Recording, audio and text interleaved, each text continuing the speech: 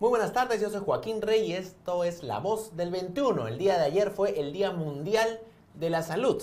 Y para conversar sobre este tema y en particular sobre un punto muy importante como es la vacunación, nos acompaña el doctor Abel Salinas. Él es expresidente de la Sociedad Peruana de Pediatría y además exministro de Salud. Doctor Salinas, muy buenas tardes. Joaquín, un placer estar con ustedes esta tarde. Primero quisiera preguntarle por qué es importante vacunarnos. Sí, yo creo que no hay intervención sanitaria preventiva más costo efectiva que las vacunas. Las vacunas han demostrado a través de los años los enormes beneficios que tienen para la humanidad en general. Gracias a las vacunas no tenemos viruela, en el Perú no tenemos poliomielitis, no tenemos tétanos neonatal, hemos disminuido notablemente los casos de meningitis, no teníamos sarampión, de manera que hay una cantidad de enfermedades que se han podido controlar y por lo tanto evitar muchísimas muertes. De manera que si yo tuviera que decir algo, es que la suma de agua saludable, agua potable para poder beber, desagüe, así como las vacunas en su conjunto, podrían resolver la carga de enfermedad de nuestro país en más del 50%. ¿Y cómo entender que hay una tendencia global incluso en contra de las vacunas en lugares incluso muy desarrollados como Europa?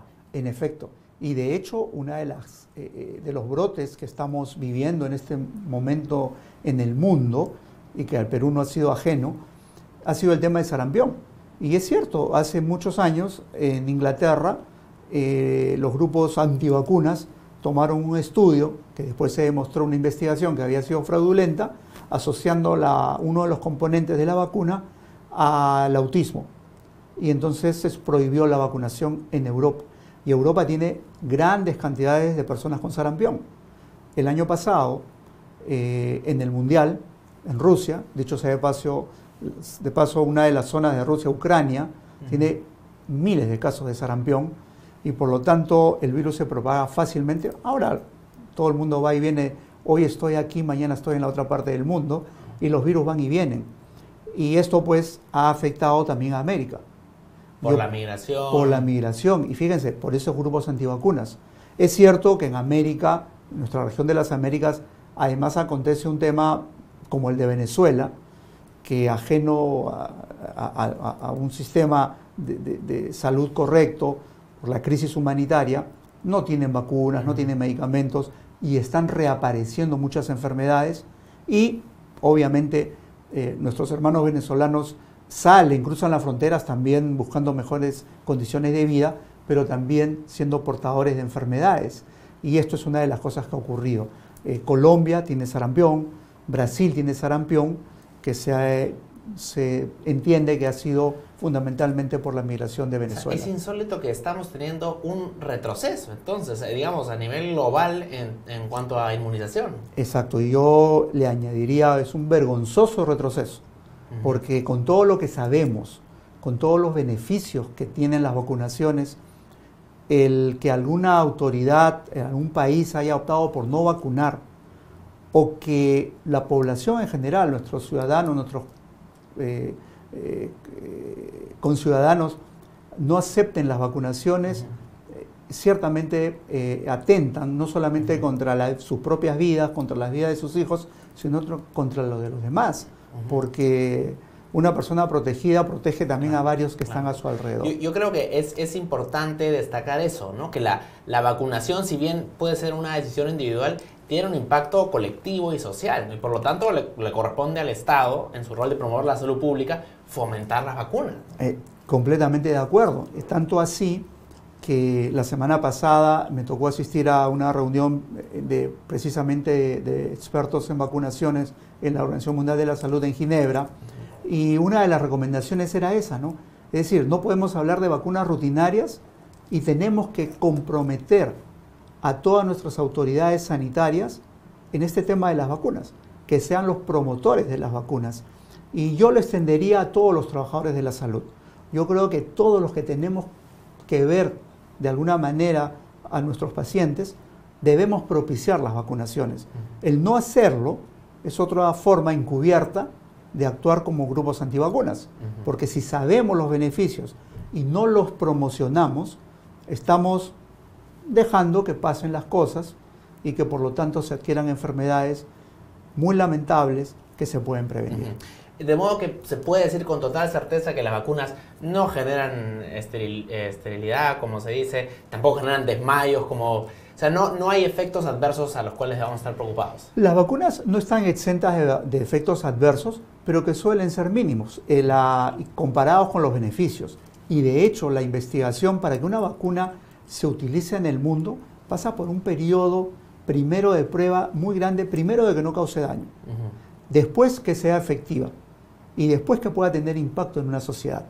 Entonces, son varias fases que tienen la producción de una vacuna y de manera que cuando las encontramos han reunido estas características. Puede haber un poco de malestar, puede haber un poco de dolor, puede haber a veces un poquito de fiebrecita por la vacuna, pero la protección es enorme, el beneficio es enorme. En consecuencia, yo diría que no habría razón de ninguna clase y sí es un compromiso del Estado propiciar las vacunaciones.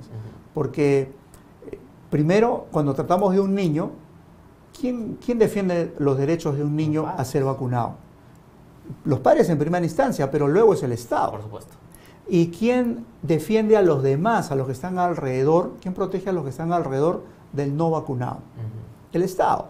En consecuencia, yo creo que hay razones suficientes para no ser tan permisivos en la negación a las vacunas, sino que hacerlo de carácter mucho más obligatorio, sobre todo cuando enfrentamos algún tipo de problema. ¿Cómo estamos en los niveles de inmunización en el Perú? Yo diría que en los años anteriores habíamos tenido un descenso de las coberturas, que quiere decir el número finalmente de vacunados. El calendario nacional del Ministerio de Salud actual es bastante bueno. Tiene incorporadas una cantidad de vacunas que nos comparan con muchas partes del mundo, con los mejores países del mundo.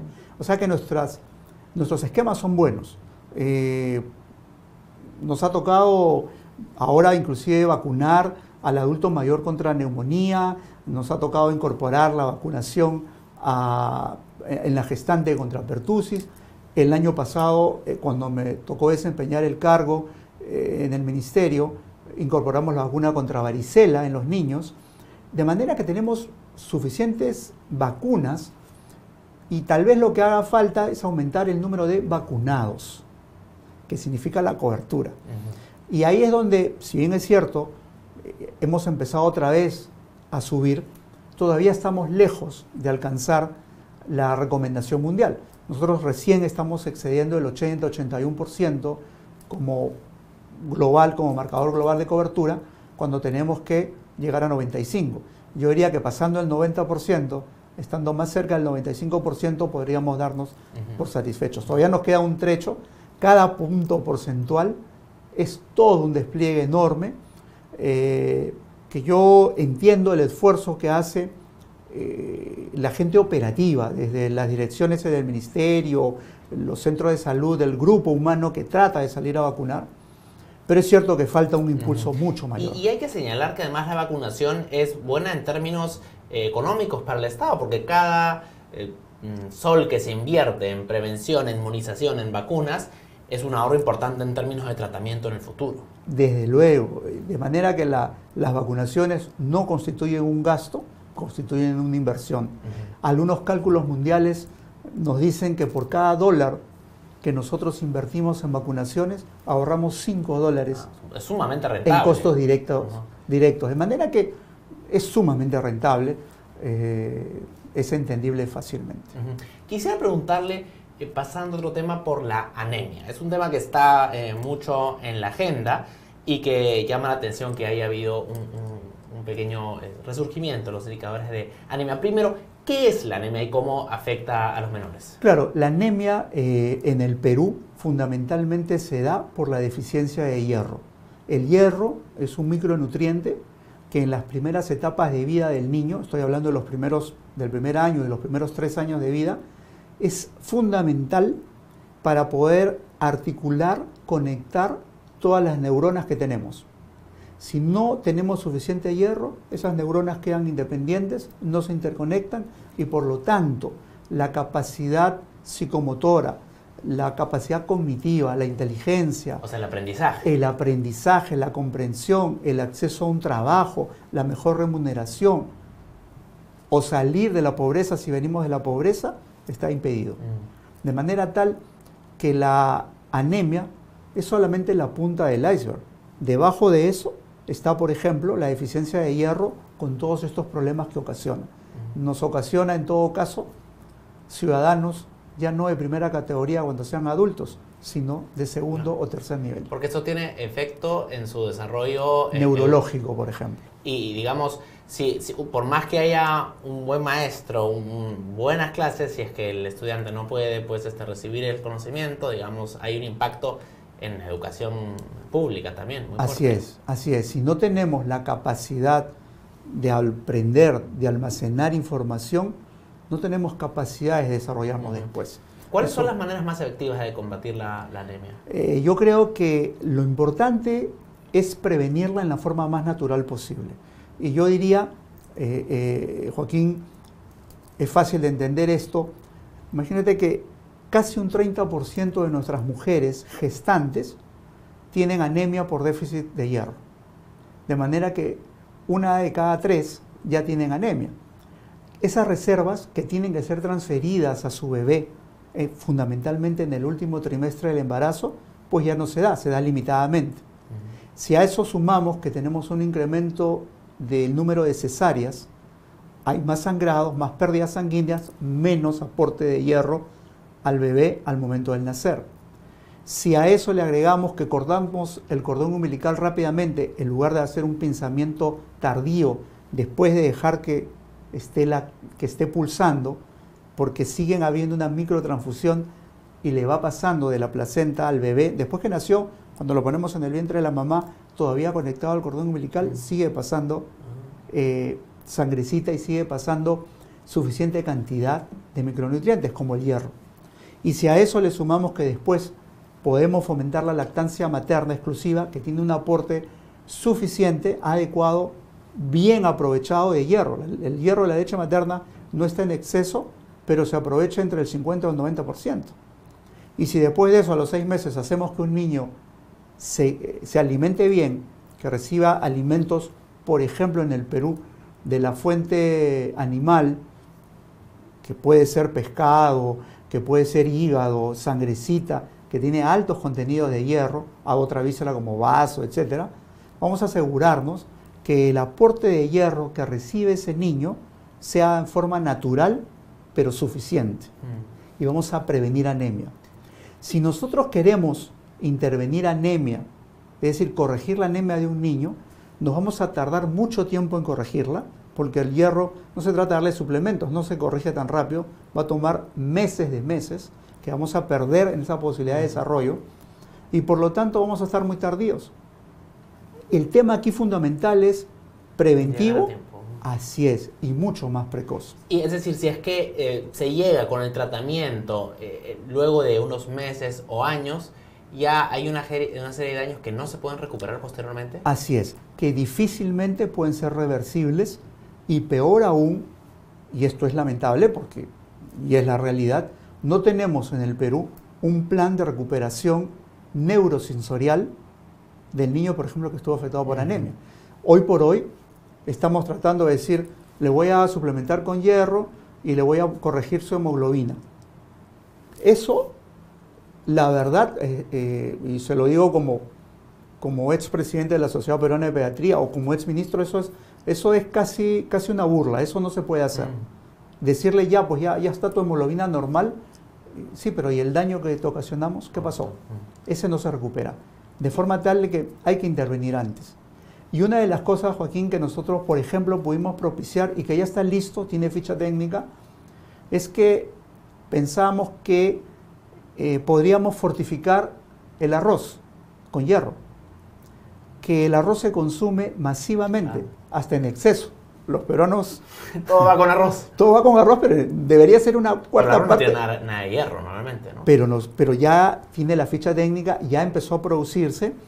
Y imagínate que todas nuestras mujeres en edad fértil, y en toda la población en general, porque hay niños que también comen arroz, comenzaran a comer ese arroz fortificado. Es una forma natural de elevar nuestras reservas de hierro y por lo tanto prevenir anemia. Y al día de hoy, ¿qué pueden hacer las familias en sus casas para combatir la anemia y elevar el consumo de hierro? Yo diría, en las mamás deberíamos empoderarlas que al momento de nacer, su bebé pidan que el pinzamiento del cordón umbilical ocurra después de 1 o 3 minutos, que deje de pulsar, que no lo corten inmediatamente. Segundo, que prefiere el parto vaginal a un parto por cesárea. Tercero, que ofrezca lactancia materna exclusiva los primeros 6 meses de vida. Y a partir de los 6 meses, le dé a su niño alimentos ricos en estos micronutrientes.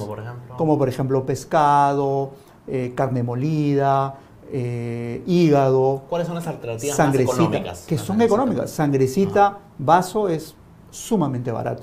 Y la cantidad de hierro que tiene es muchísimo más que cualquier vegetal. Que evidentemente hay vegetales que lo tienen, pero necesitamos toda una organización para que se pueda aprovechar ese hierro. De manera que lo otro es fácil, accesible y muy rápido. Doctor Salinas, yo le agradezco mucho por su tiempo. Un placer haber estado acá. Felicitaciones. Gracias, gracias. El doctor Abel Salinas, ya saben entonces, vacunarse no hace daño, es bueno para todos y para el Perú en su conjunto. Y ya saben que también combatir la anemia es tarea de todos, desde el hogar y también desde el Estado. El doctor Abel Salinas, expresidente de la Sociedad Peruana de Pediatría y exministro de Salud en Perú 21 Televisión. Sigan atentos a nuestra programación. Muy buenas tardes.